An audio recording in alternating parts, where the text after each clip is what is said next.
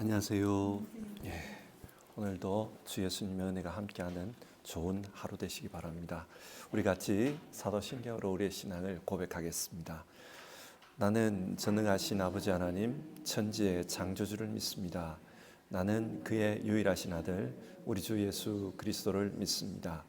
그는 성령으로 잉태되어 동정녀 마리아에게서 나시고 본디오 빌라도에게 고난을 받아 십자가에 못 박혀 죽으시고 장사된 지 사흘 만에 죽은 자 가운데서 다시 살아나셨으며 하늘에 오르시어 전능하신 아버지 하나님 우편에 앉아 계시다가 거기로부터 살아있는 자와 죽은 자를 심판하러 오십니다. 나는 성령을 믿으며 거룩한 공교회와 성도의 교제와 죄를 용서받는 것과 몸의 부활과 영생을 믿습니다. 아멘. 찬송가 564장을 부르겠습니다. 564장입니다. 예수께서 오실 때에 1절과 2절을 부르겠는데요. 옛날 찬송가는 299장입니다. 299장 1절 2절입니다.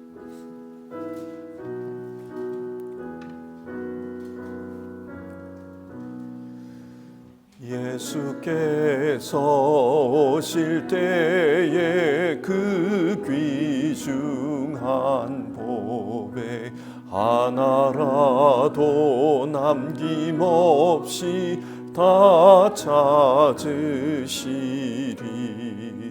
샛별 같은 그 보배 멸류관에 달려 반짝반짝 빛나게 비치리로다.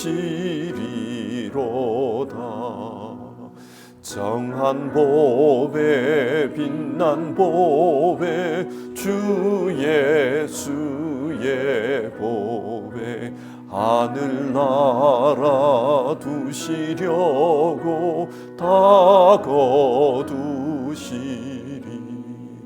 샛별 같은 그 보배 멸류관에 달려 반짝반짝 빛나게 비치리로다. 우리 같이 기도하겠습니다.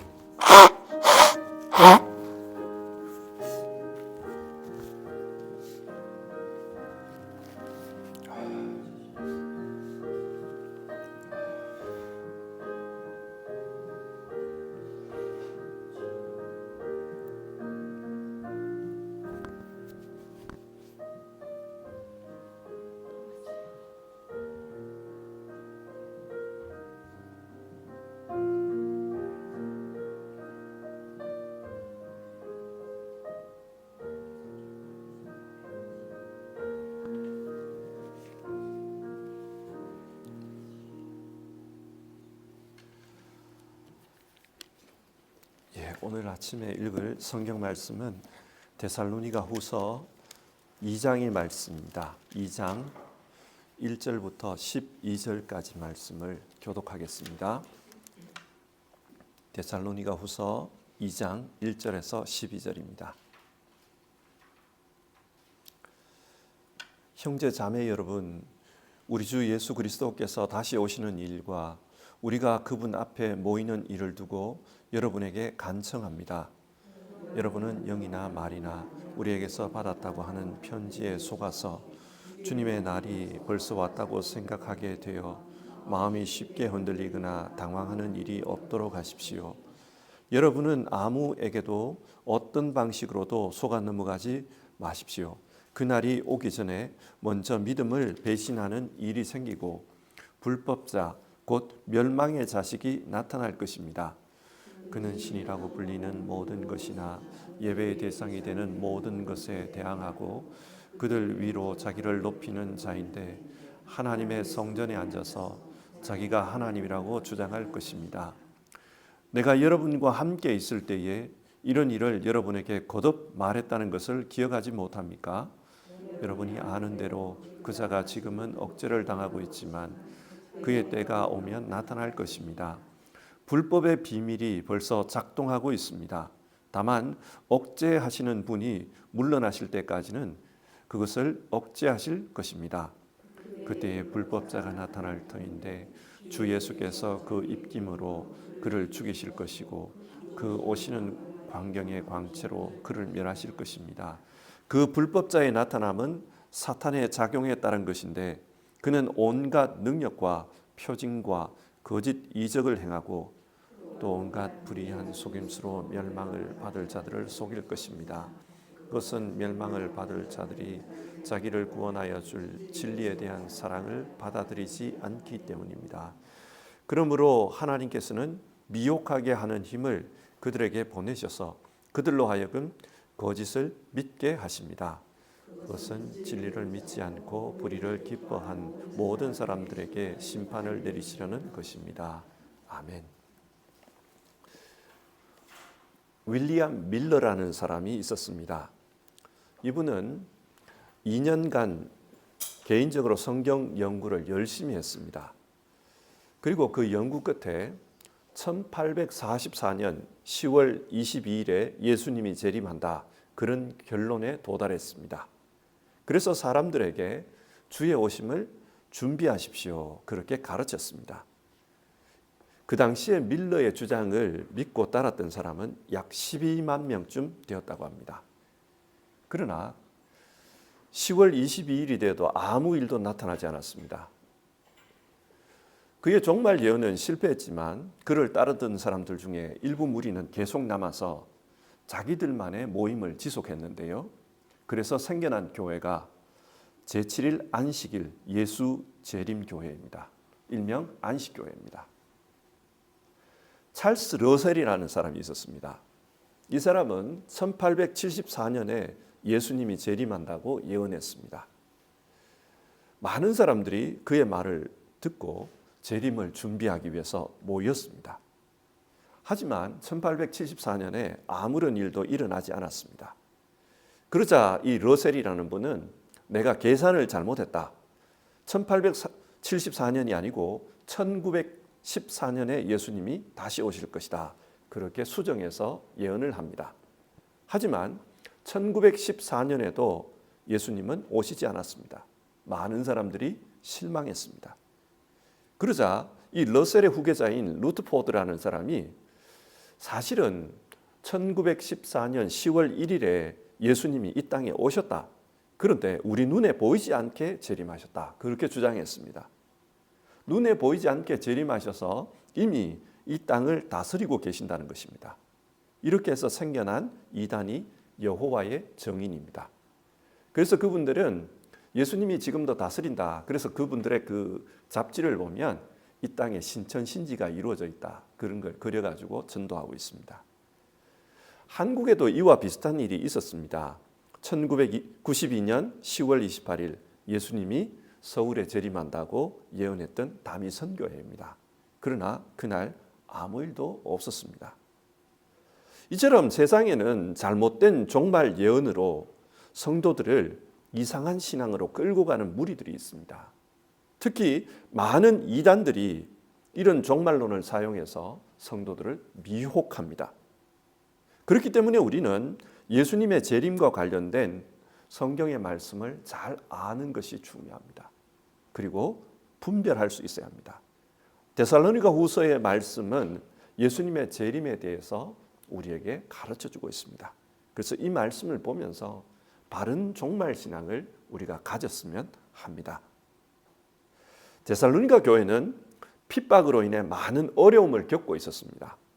그러나 데살로니가 교회가 겪고 있었던 어려움은 외부적인 핍박만이 아니었습니다. 내부적으로 교회 안에서 거짓 교사들의 활동이 있었습니다. 그래서 이 거짓 교사들이 성도들을 혼란에 빠뜨리고 있었습니다. 그러면 이 거짓 교사들은 어떤 가르침으로 성도들을 혼란케 했습니까? 1절을 보면 이런 말씀이 나와요. 형제 자매 여러분, 우리 주 예수 그리스도께서 다시 오시는 일과 우리가 그분 앞에 모이는 일을 두고 여러분에게 간청합니다. 주님께서 다시 오시는 일, 그리고 그분 앞에 우리가 모이는 것, 예수 재림의 문제입니다. 예수 재림의 문제를 가지고 이 거짓 교사들이 가르치고 있었다는 거예요. 어떻게 가르쳤습니까? 2절을 보면 여러분은 영이나 말이나 우리에게서 받았다고 하는 편지에 속아서 주님의 날이 벌써 왔다고 생각하게 되어 마음이 쉽게 흔들리거나 당황하는 일이 없도록 하십시오. 이 사람들은 예수님이 이미 이 땅에 오셨다는 겁니다. 눈에는 보이지 않지만 예수님이 이미 이 땅에 재림하셨다. 그렇게 가르치고 있었습니다.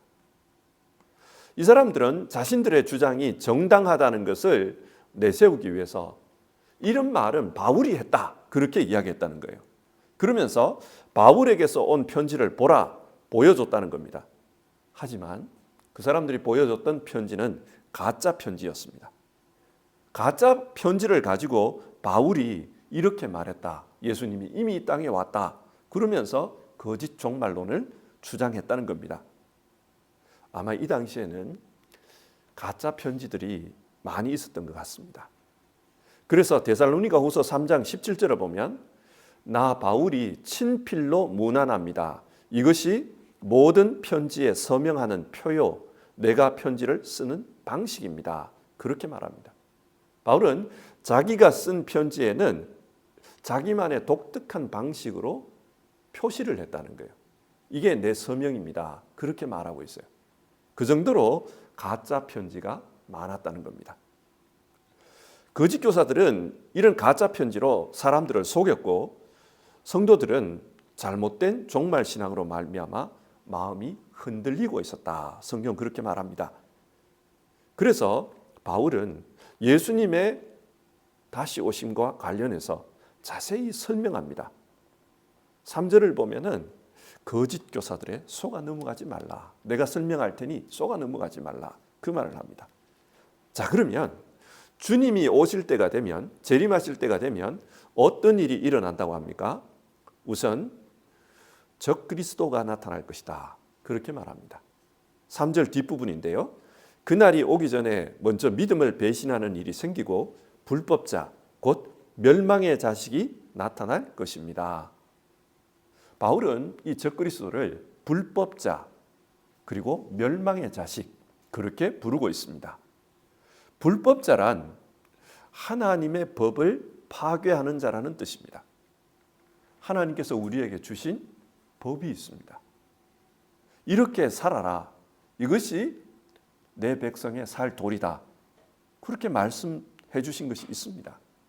물론 지금 우리의 기준에서 보면 구약의 제사법이라든지 또 그 당대의 나라를 통치하기 위한 그 법들, 그런 거는 지금 우리에게 적용이 안 됩니다. 그러나 사람으로서 살아야 될 법들이 있어요. 예를 들면 내 부모를 공경하라, 거짓말하지 마라, 간음하지 마라. 이런 법들은 지금도 우리에게 유용한 법입니다. 그런데 이런 것을 파괴한다는 거예요. 그럴 필요가 없다는 겁니다. 부모를 섬길 필요도 없고 거짓말 좀 하면 어떠냐? 물질을 좀 탐하면 어떠냐? 뭐 좀 바람 좀 피웠다고 그게 무슨 문제냐? 이런 식으로 법을 파괴한다는 거예요. 요즘 보면 우리의 기준에서 이 말씀을 읽으면 하나님의 법을 파괴하는 자들이 참 많습니다. 그리고 그렇게 도덕과 윤리를 바꾸어 버리고 이게 뭐 문제냐? 그래서 어쩌라고? 이런 사람들이 많아요. 이걸 보면 우리 시대가 이게 정말 적그리스도의 시대라는 것을 알 수가 있습니다. 그리고 이 적그리스도는 하나님을 대적하는 일을 한다 그래요. 4절을 보면 그는 신이라고 불리는 모든 것이나 예배의 대상이 되는 모든 것에 대항하고 그들 위로 자기를 높이는 자인데 하나님의 성전에 앉아서 자기를 하나님이라고 주장할 것입니다. 적그리스도는 자기 스스로를 하나님이라고 주장합니다. 그러면서 자기가 경배를 받으려고 한다는 거예요. 5절을 보면 바울이 이런 말을 하잖아요. 내가 여러분과 함께 있을 때에 이런 일을 여러분에게 거듭 말했다는 것을 기억하지 못합니까? 아마 바울은 데살로니가에 있으면서 저 사람들이 적그리스도다, 하나님의 영광을 가로치는 마귀들이다, 그렇게 이야기했던 것 같아요, 구체적으로. 그러나 지금 우리는 성경을 읽으면서 그 사람들이 누군지를 알 수가 없습니다. 구체적으로 알 수가 없어요. 그러나 역사를 보면은 적그리스도라고 불렸던 수많은 사람들이 있었던 것을 알 수 있습니다. 제일 먼저는 창세기 3장에 네가 하나님처럼 되어라, 그 마귀가 적그리스도죠. 그 뱀이 적그리스도입니다. 그리고 이사야서 14장을 보면 아침의 아들 계명성이 나옵니다. 성경을 읽어보면 이 계명성은 바빌론 왕을 가리킵니다. 그런데 이 사람은 자기를 스스로 높여서 하늘 가장 높은 곳에 오르려고 합니다. 그리고 하나님과 같아지려고 한다, 그 말이 나와요. 이들이 그 시대의 적그리스도입니다. 그리고 주전 169년에 에피파네스 안티오쿠스 4세라는 헬라 왕이 있었습니다. 이 사람은 이스라엘을 굉장히 핍박했는데요. 그 핍박의 방법 중에 하나가 자기 말을 잘 안 들으니까 이스라엘의 종교를 완전히 짓밟아야 된다. 그래서 스스로 성전의 지성소에 들어갑니다. 성전을 모독한 거죠. 그리고 그 성전 앞에다가 제우스 신상을 세워놓고 제단에다가 돼지 피를 뿌려가지고 제사를 드렸습니다. 하나님을 모독한 겁니다. 또 주전 63년에 보면은 주전 63년에 이 로마 제국이 팔레스타인을 정복하거든요. 그때 정복한 사람이 폼페이우스 장군입니다. 이 폼페이우스 장군이 예루살렘을 점령하고 예루살렘 성전 지성소에 자기가 들어가는 일이 있었습니다. 그리고 주후 40년, 바울의 그 시기로 보면 가장 가까운 시기예요. 자기가 살던 가장 가까운 시기에 가이우스라는 황제가 자기 스스로를 신으로 부릅니다. 내가 신이다. 그러면서 로마 시민들에게 나를 숭배하라, 신으로 숭배하라, 그걸 강요합니다. 81년에는 도미시안이라는 황제가 역시나 자기를 신이라고 주장하면서 자기를 숭배하라고 했습니다. 이처럼 구체적으로 역사를 보면은 적그리스도들이 있습니다. 이때만 있은 게 아니에요. 십자군 전쟁 시절을 보면 많은 사람들이 이슬람의 선지자 무함마드를 적그리스도로 보았습니다. 무함마드가 적그리스도다. 그리고 종교개혁 시대에는 로마에 있는 교황을 적그리스도로 보았습니다. 왜냐하면 그들이 하는 게 너무 악했기 때문입니다. 그리고 그 이후 시대를 보면 나폴레옹을 적그리스도라고 하기도 했고 히틀러를 혹은 스탈린을 적그리스도라고 부르는 사람들이 있었습니다. 이처럼 역사를 보면 다양한 사람들이 있어요. 9절과 10절을 보면은 그 불법자의 나타남은 사탄의 작용에 따른 것인데 그는 온갖 능력과 표징과 거짓 이적을 행하고 또 온갖 불의한 속임수로 멸망을 받을 자들을 속일 것입니다. 그렇게 말합니다. 이 적그리스도는 사탄의 작용으로 나타나는 사람이라는 거예요. 사탄이 온갖 능력을 부립니다. 이적을 행하기도 합니다. 사람들을 속이기도 합니다. 이런 식으로 사람들에게 신령하게 보이고 비범하게 보이게 한다는 거예요. 그래서 자기가 진짜 메시아인 것처럼 그렇게 행세한다는 겁니다. 우리가 성경을 통해서 또 역사를 통해서 보면 이 적그리스도는 시대마다 계속 나타나는 것을 볼 수 있습니다. 정치적인 권력자의 모습으로 나타나기도 하고 어떤 때는 종교적인 예언자의 모습으로 나타났습니다. 혹은 사람들이 따를 만한 그런 권능자의 모습으로 사람들에게 나타납니다. 그러나 오늘 성경이 말하는 것은 진짜 주님이 오실 때가 되면 최후의 적그리스도가 나타날 것이라는 거예요. 그 사람이 하나님을 반역하는 일을 하게 할 것이다. 그래서 사람들로 하여금 하나님으로부터 멀어지게 하는 일을 할 것이다. 자기를 따르게 할 것이다. 그 이야기를 합니다.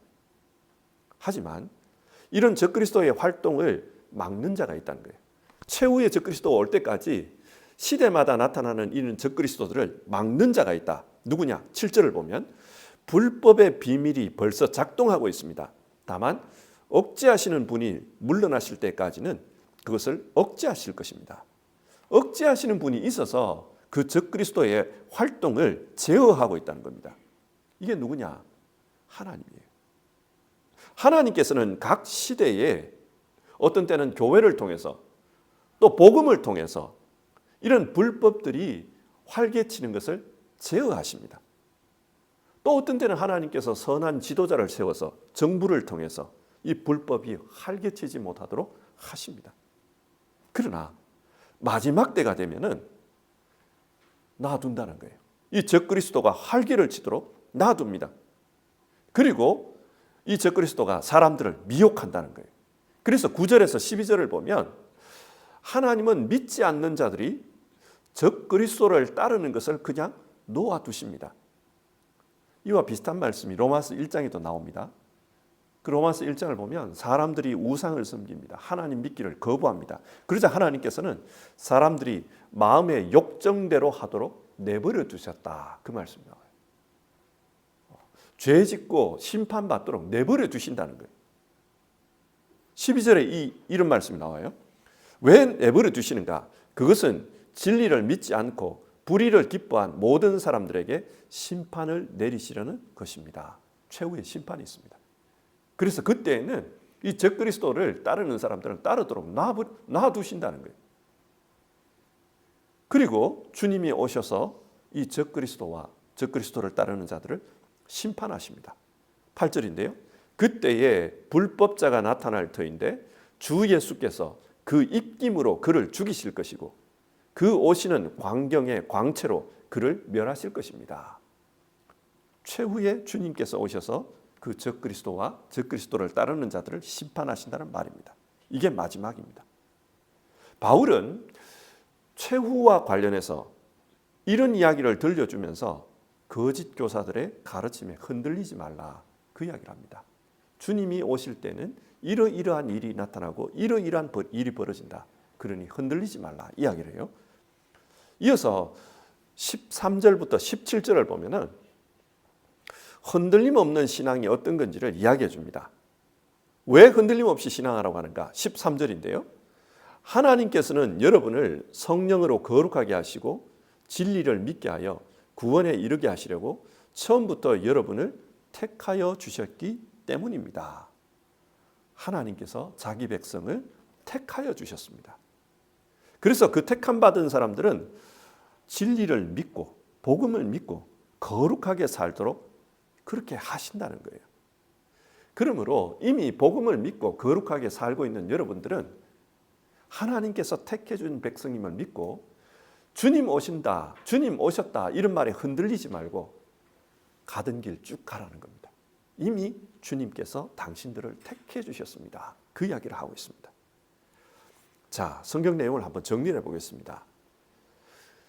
오늘 읽은 이 2장은 재림과 관련해서 적그리스도가 출현할 것이다. 그것을 말합니다. 주님의 재림이 있기 전에 적그리스도가 먼저 나타날 거다.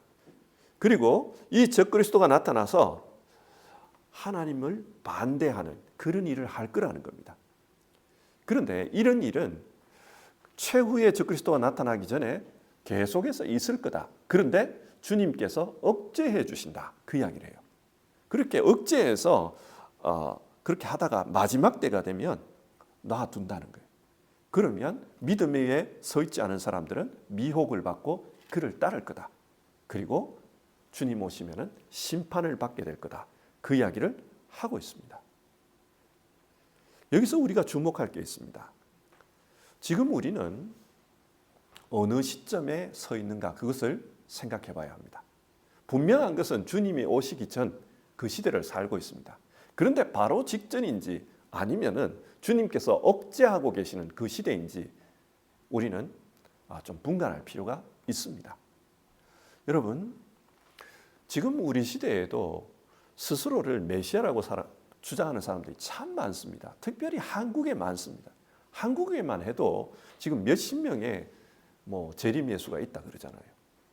예를 들면 지금 크게 교세를 불리고 있는 이단 중에 하나님의 교회라는 교회가 있어요. 교회 이름이 하나님의 교회입니다. 근데 이 교회는 안상홍 증인회라는 이름으로 원래 불렸습니다. 안상홍이 메시아라는 거예요. 근데 그가 죽어버렸어요. 그러니까 그 다음에 또 어떤 분이, 여자분이 자기가 메시아라 그래요. 왜 자기가 메시아라 그러는 거예요? 안상홍은 아버지고 자기는 어머니라는 거예요.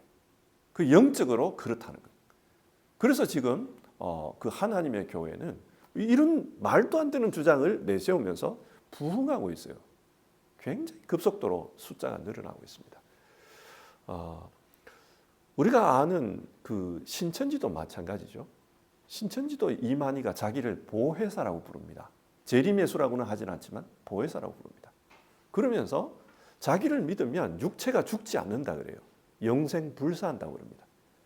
그래서 지금 신천지가 걱정이죠. 이만희가 진짜로 죽어버리면 그러면 어떻게 되냐. 그래서 그 다음 이야기를 계속 하고 있다. 그런 이야기들을 지금 하고 있어요. 그 우리 시대에 이런 이상한 이단들이 많습니다. 그리고 이 이단들은 계속해서 종말론, 요한계시록을 강조합니다. 그래서 우리는 좀 분별할 필요가 있습니다. 주님 오시기 전에 우리 이 시대에 많은 적그리스도들이 있다는 것을 인지를 하고 분별해야 합니다. 그리고 바른 종말신앙을 가져야 합니다. 자, 이 말씀을 우리에게 한번 적용해 봅시다. 바른 종말신앙을 가진다는 것이 어떤 겁니까? 첫 번째는 주님 오실 때를 알지 못한다는 게 중요합니다. 오늘 당장 오실 수도 있습니다. 그러나 몇 년, 몇십 년 혹은 몇백 년 후에 오실 수도 있습니다. 우리는 그 때를 알지 못합니다. 그렇기 때문에 늘 깨어 있으라. 성경 그렇게 말해요. 깨어서 신앙한다는 것은 성경이 말씀하는 종말의 특징을 잘 알고 시대를 분별하는 게 중요합니다. 그리고 이거는 적그리스도다. 이거는 우리를 미혹하는 자다. 그걸 분별하는 게 중요합니다. 그리고 주님께서 오실 때까지 적그리스도의 활동을 억제하신다 이 말씀이 나와요. 억제하신다. 어떤 방식으로 억제하실까? 주님께서 주님의 교회를 통해 또 복음을 통해 억제하십니다. 악이 하나님을 대적하는 그 악이 번져가는 것을 교회와 복음을 통해 억제하신다는 거예요. 자, 그렇다면 우리가 그 사명을 맡은 자예요.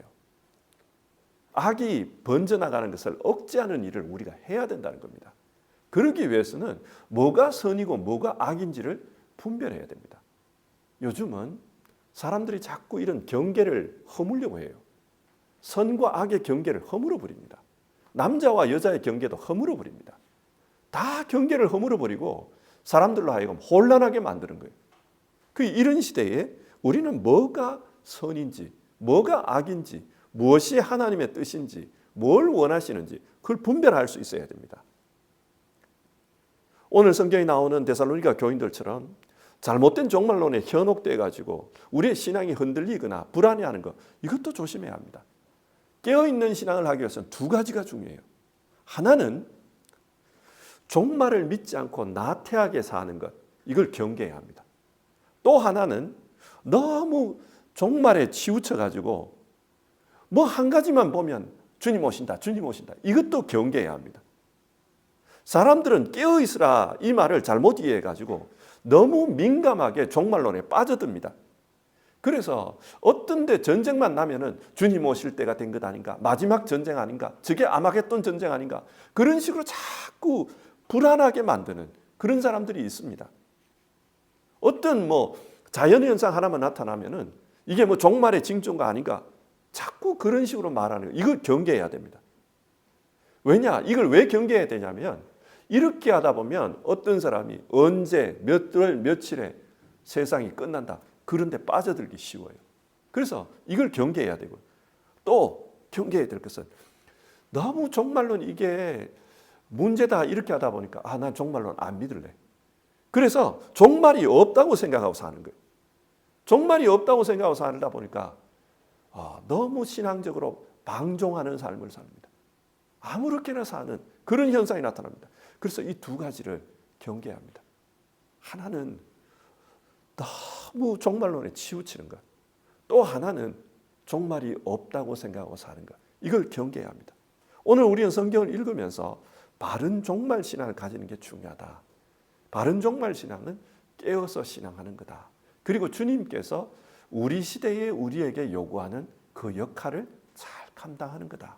그게 중요하다. 그걸 꼭 마음에 새기고 신앙했으면 합니다. 우리 같이 찬송하고요, 기도하겠습니다. 찬송가 180장입니다. 찬송가 180장, 옛날 찬송가 168장입니다. 하나님의 나팔 소리, 우리 1절, 2절 부르고요, 같이 기도하겠습니다. 180장, 옛날 찬송가 168장입니다.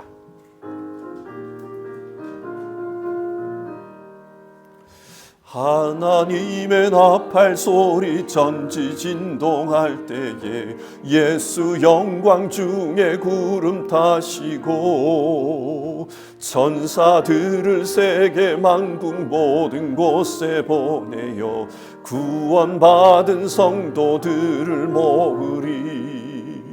나팔 불 때 나의 이름, 나팔 불 때 나의 이름, 나팔 불 때 나의 이름, 부를 때에 잔치 참여하겠네. 무덤 속에 잠자든 자 그때 다시 일어나 영화로운 부활 승리 얻으리. 주가 택한 모든 성도 구름 타고 올라가 공중에서 주의 얼굴 배우리.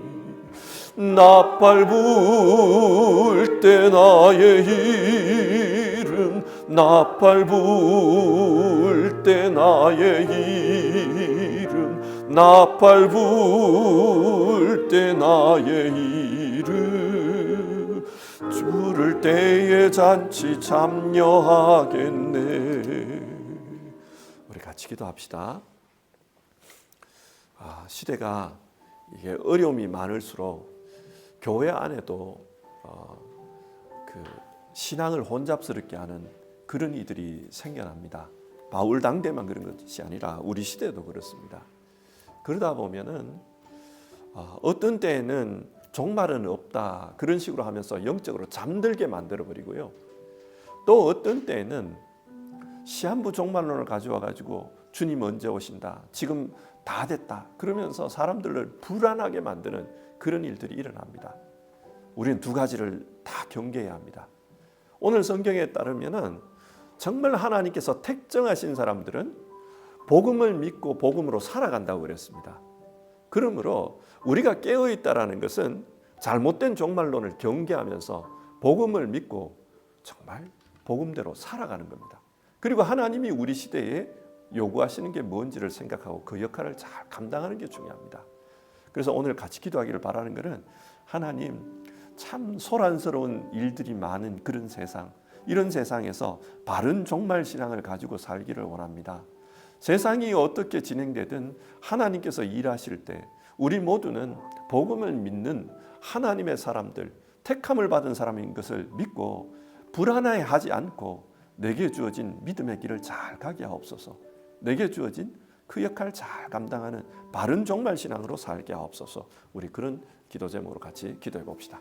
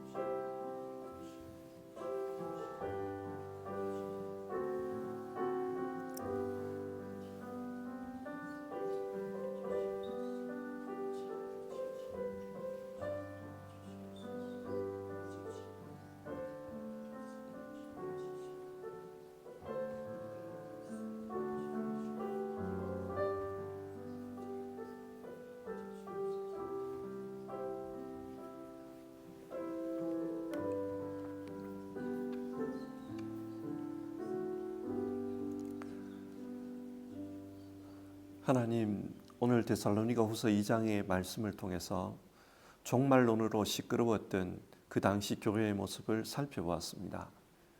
잘못된 종말론으로 말미암아 많은 사람들이 혼란에 빠졌었고 불안해하며 살았던 것을 보았습니다. 우리 시대에도 이런 잘못된 종말론을 가지고 세상을 소란케 하는 이들이 있습니다. 하나님, 이런 시대에 정말 올바른 종말신앙을 가지고 하나님이 기대하시는 올바른 신앙의 삶을 살아가는 우리 되게 하옵소서. 종말의 때를 알 수 없다고 했습니다. 그래서 우리는 항상 깨어 있어야 된다. 성경은 그렇게 말합니다.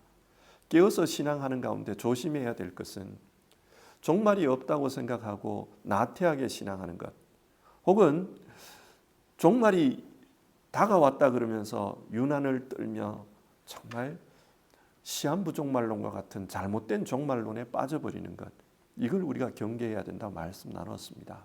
우리 성도님들 잘 분별할 수 있도록 도와주시옵소서. 그리고 하나님, 주님께서 오늘 오시든지 내일 오시든지 또 미래에 오시든지 우리 모두는 하나님께서 택정하셔서 복음의 진리를 믿게 한 사람이라는 것을 성경은 말하고 있습니다. 그렇기 때문에 주님 오시더라도 우리는 하나님의 사람으로 주님과 함께 영원히 살 것을 믿고 또 알고 있습니다. 그러니 우리 성도님들 종말을 두려워하면서 불안해하면서 살지 않게 하옵소서. 깨어서 지금 현재 믿고 있는 이 복음에 더 충실하게 살기를 힘쓰게 하시고, 또 우리 시대의 교회와 성도들에게 맡겨진 하나님의 역사들, 그것을 감당하는 데에 더 힘쓰는 그런 일에 열심을 낼 수 있도록 주님 도와주시옵소서. 하나님, 거짓된 종말론을 잘 분별해내고 정말로 주 안에서 감사와 소망이 있는, 그리고 기쁨이 있는 그런 신앙을 하는 우리 성도님들 다 될 수 있도록 도와주시옵소서. 간절히 기도드립니다. 세상의 종말도 중요하지만 우리 인생의 종말이 어쩌면 우리에게는 더 다급한 문제입니다. 이 땅의 장막이 무너지면은 우리는 하나님 앞에 서야 됩니다. 그런 우리 인생의 종말을 생각하면서 하루하루를 믿음으로 바르게 살고자 힘쓰는 우리 모두 될 수 있도록 주님 도와주시옵소서. 정말 주님 기뻐하는 그런 삶을 살다가 주님 앞에 서는 분들 다 되도록 도와주시옵소서. 우리 주님 예수님의 이름으로 기도드립니다. 아멘. 주기도문 하겠습니다. 하늘에 계신 우리 아버지, 아버지의 이름을 거룩하게 하시며 아버지의 나라가 오게 하시며 아버지의 뜻이 하늘에서와 같이 땅에서도 이루어지게 하소서. 오늘 우리에게 일용할 양식을 주시고 우리가 우리에게 잘못한 사람을 용서하여 준 것 같이 우리 죄를 용서하여 주시고 우리를 시험에 빠지지 않게 하시고 악에서 구하소서. 나라와 권능과 영광이 영원히 아버지의 것입니다. 아멘.